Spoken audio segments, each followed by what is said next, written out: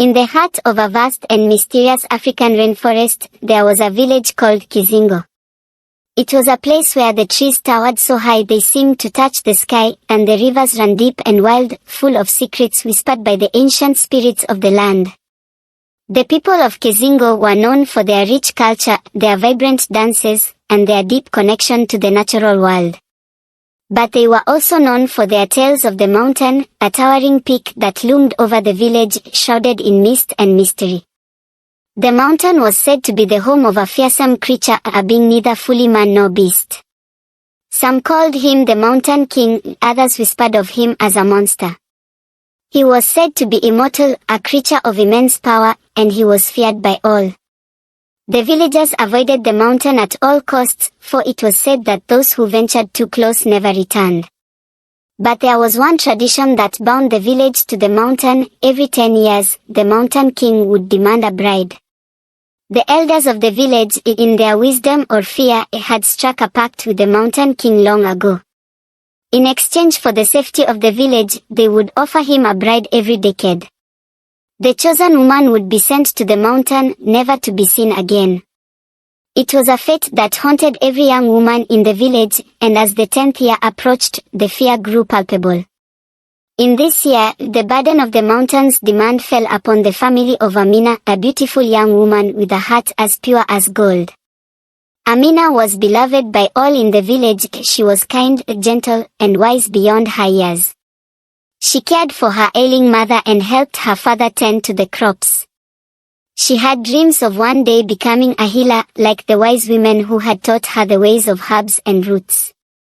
But as the year of the offering drew near, Amina's dreams were overshadowed by the looming terror of the Mountain King's claim.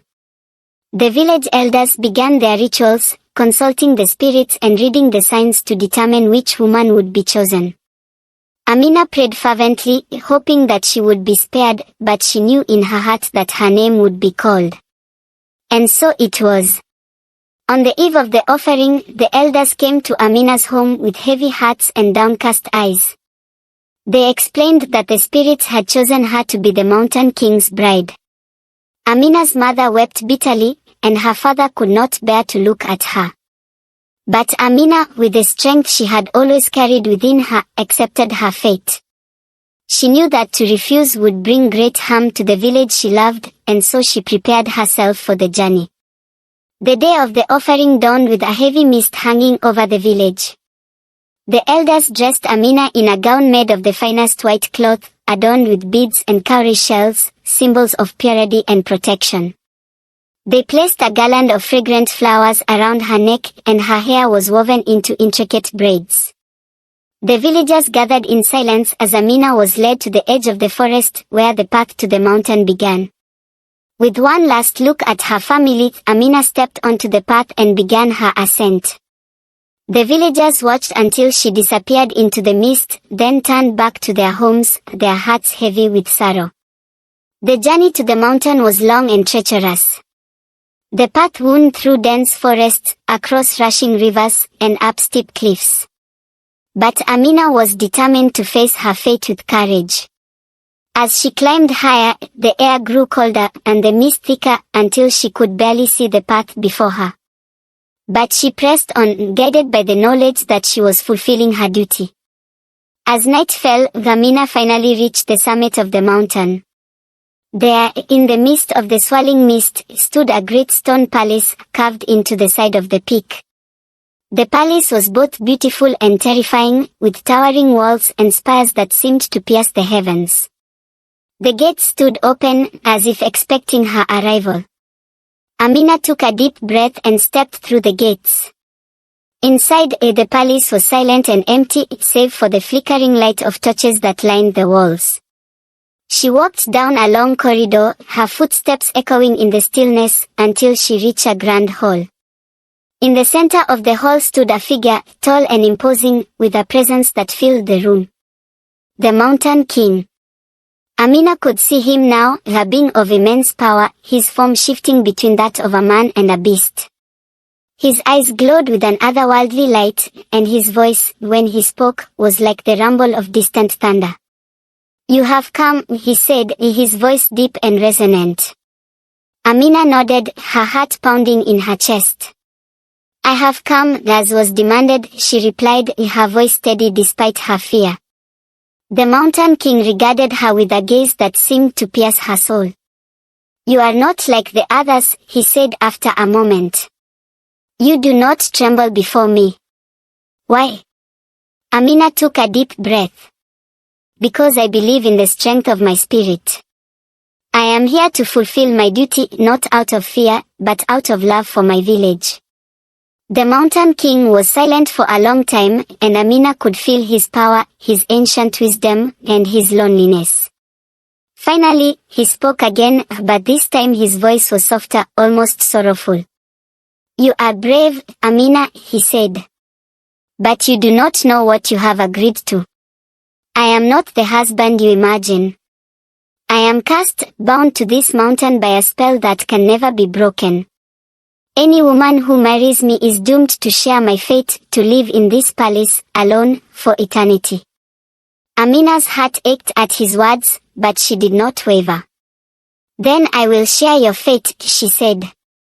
If it is my destiny to be with you, then I will face it with courage and grace.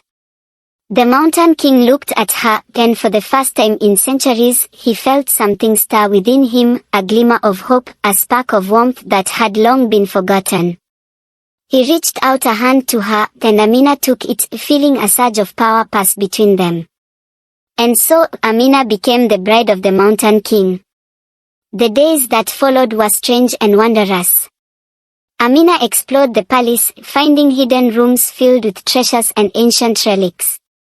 She learned the history of the Mountain King, how he had once been a great warrior, cursed by a jealous sorcerer to live forever as a monster. The curse had turned his heart to stone, and he had long since given up hope of ever finding redemption. But Amina's presence began to change him. Her kindness, her wisdom, and her unwavering faith slowly chipped away at the walls around his heart. She spoke to him of love, of forgiveness, and of the power of the human spirit. And as she did, the Mountain King began to transform. His monstrous form softened, his eyes lost their coldness, and he became more man than beast. One day, as they stood together on the balcony of the palace, looking out over the vast forest below, the Mountain King turned to Amina with tears in his eyes. You have done what no one else could, he said. You have brought me back from the darkness. But the curse still holds me. I cannot leave this mountain, and I cannot ask you to stay here with me forever. Amina smiled, her heart full of love for the man who had once been a monster. I will stay with you, because I choose to. Love is stronger than any curse, and I believe that together, we can break it. Moved by her words, the Mountain King took her hand, and together they prayed, calling upon the spirits of the land, the ancestors, and the gods. Amina's faith, combined with the Mountain King's newfound hope, created a powerful force, a light that shone from the depths of their souls. And in that moment, the curse was broken. The Mountain King was transformed into a man once more, his monstrous features disappearing, his heart restored. The palace, once cold and empty, was filled with warmth and life. The mist that had shrouded the mountain for centuries lifted, revealing a land of breathtaking beauty. Amina and the Mountain King, now a man of great wisdom and strength,